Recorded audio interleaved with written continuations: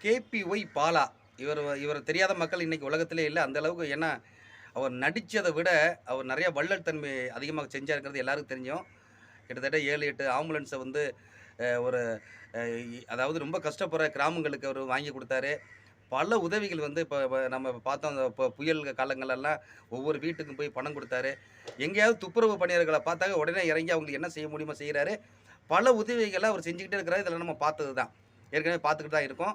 அப்படிப்பட்ட ஒரு மனுஷன் ஒரு 6 வருட கடின உழைப்புக்கு வந்து அவர் வந்து ஒரு நிலம் வாங்கியிருக்காரு. அந்த நிலத்தில வந்து வீடு கட்டணும் அப்படின்னு தான் அவர் வாங்கியிருக்காரு. ஆனா இத அப்போ சொல்றாரு, "அத மருத்துவமனை கட்டப் போறேன்.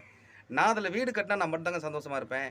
ஆனா அத ஒரு மருத்துவமனையா ஆக்குனா 100 பேரு ஒரு நாளைக்கு சந்தோஷப்படுவாங்க. நல்லா இருப்பாங்க. அது எனக்கு போதுங்க. அந்த மனநிறைவு போதும்." அப்படிங்கிற சின்ன பையன் அவனுக்குள்ள இவ்வளோ ஒரு பெரும் வள்ளல் குணம் வந்திருக்கு அப்படின்னா, இதுக்கு முன்னோடியா இருந்தது நம்ம கேப்டன் விஜயகாந்த். அத அவரும் மேடையில பல தடவ சொல்லியிருக்கிறாரு. அவரும் பார்த்தீங்கன்னா, இதே மாரி ஒரு மருத்துவமனை சாலிகிராமத்தில இருக்குங்க இன்னும் அது. அந்த மருத்துவமனை வச்சு பல பேருக்கு அந்த சிகிச்சை வழங்குனாங்க. அந்த மாதிரி கேப்டனோட அந்த குணம் நெறைய குணம் வந்து நம்ம பாலாக்கு இருக்குதுங்க. கண்டிப்பா பாலா மிகப்பெரிய ஒரு வெற்றி அடையணும் வாழ்க்கையிலயும். அதுக்கு அச்சாரமா தான் இப்ப காந்தி கண்ணாடி அப்படிங்கிற ஒரு படத்தில அவரு ஹீரோவா வந்து அறிமுகமாயிருக்காரு. படம் மிக விரைவில் வெளிய வரப்போது.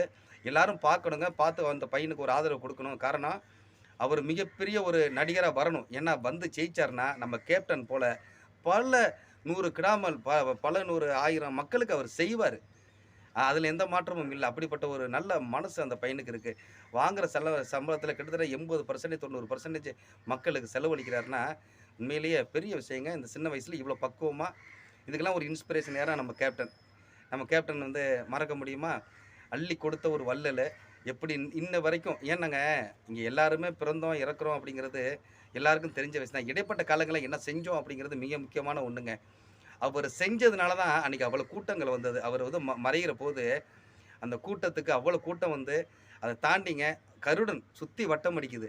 இதெல்லாம் வந்து சும்மா போற போக்குல யாருக்கும் வந்துராதுங்க. இவ்வளோ கூட்டமும் வந்துராது. இப்படி ஒரு கருடனும் வந்து ஒரு ஆசீர்வாதத்த குடுத்துற மாட்டாரு. இப்படிப்பட்ட சம்பவங்கள்லாம் நடக்கணும். இதெல்லாம் வாழ்க்கையில ஏதாவது ஒண்ணு பண்ணிறணுங்கிறதெல்லாம் பார்த்து தான் கேபி பாலா இன்னமும் அவரோட செயல வந்து அதிகப்படுத்துறாரு.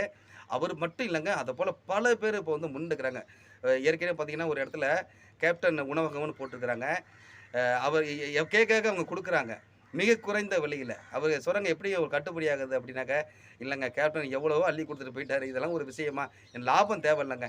அத போட்ட காசு கிடைச்சா போதும். மக்கள் சந்தோஷம் வயிறார சாப்பிட்டா போதும். இந்த குணம் கேப்டனோடது. ஒரு ரசிகரா, பக்தரா அவரு அவரு எல்லாம் இருக்கிறாங்கன்னா பார்த்தீங்களா?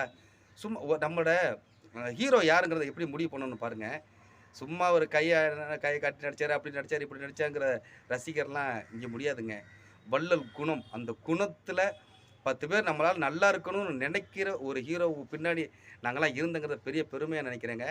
அந்த மாதிரி கேபி பாலா அவர்கள் வந்து இப்ப மிகப்பெரிய ஒரு உதவிகள பல பேருக்கு செஞ்சிருக்கிறாரு. அவரு ஹீரோவா அறிமுகமாகுறாரு. பல பேர் வந்து பாராட்டுனாங்க. ரொம்ப சந்தோஷமா இருக்கு. அப்படியே நாங்களும் எல்லாரும் சேர்ந்து பொதுமக்களும் பாராட்டுவோம்.